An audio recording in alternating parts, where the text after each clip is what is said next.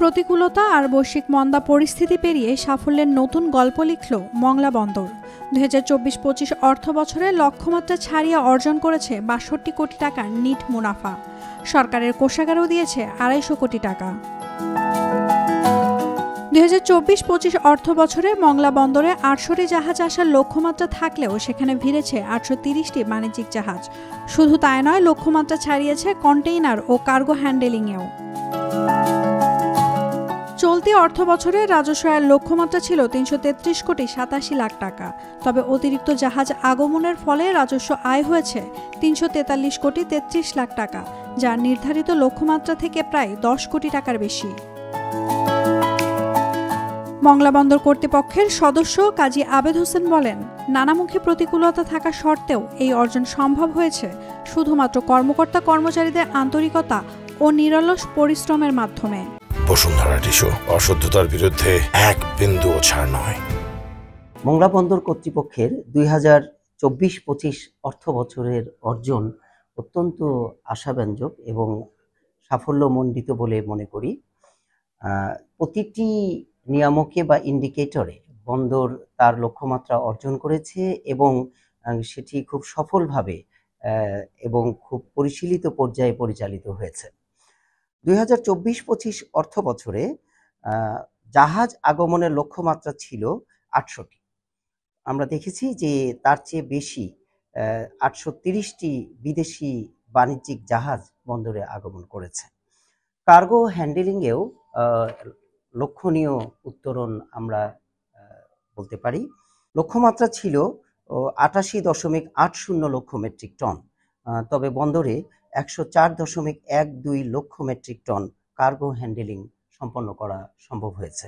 Container হ্যান্ডেলিংয়েও লক্ষ্যমাত্রা ছিল ২০,০০০ TEUs এবং এবছরে বন্দরে প্রায় ১৪৫৬ TEUs অতিরিক্ত কন্টেইনার হ্যান্ডেলিং সম্ভবপর হয়েছে।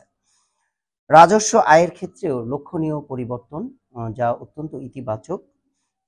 আমরা দেখেছি যে রাজস্ব আয়ের লক্ষ্যমাত্রা ছিল ৩৩,৮৮৭ লক্ষ টাকা।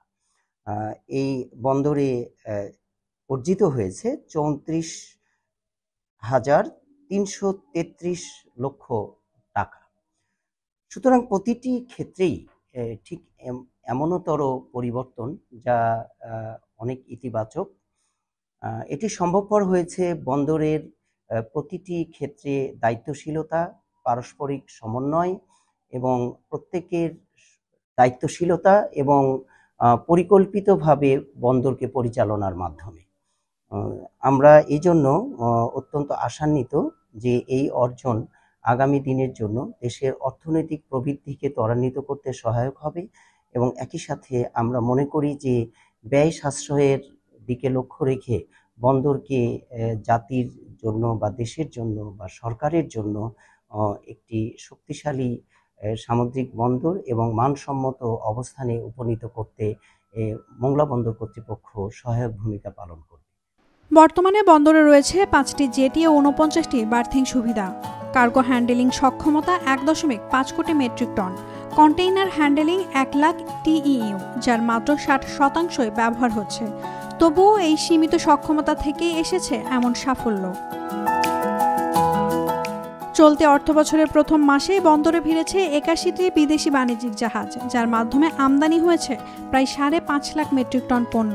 2024-25 অর্থ বছরে মংলা বন্দরের সাফল্যের ধারাবাহিকতায় এবারও কিন্তু আমাদের এই অর্থ বছরে জাহাজ আগমনের সংখ্যা এবং রাজস্ব আয় বৃদ্ধি পেয়েছে। আমাদের লাস্ট এক মাসে কিন্তু বন্দরে ৮১টি বিদেশি বাণিজ্যিক জাহাজ আগমন করে এবং গাড়ি এসেছে বন্দর দিয়ে ৫১৮টি এবং সবচেয়ে বেশি যেটি আমাদের লক্ষ্যমাত্রা অর্জিত হয়েছে যে সেটা হচ্ছে কন্টেইনার। আমরা বিগত অর্থ বছরে ২১,০০০ TEUs কন্টেইনার হ্যান্ডলিং করছি।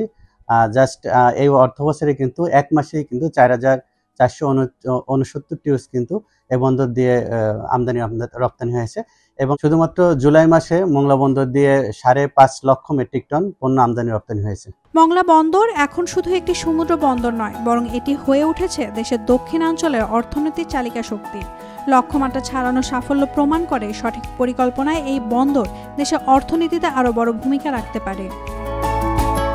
Naomi Nasrin, Daily Sun. For more updates, follow us on Facebook, subscribe our YouTube channel, get the latest update on www.daily-sun.com.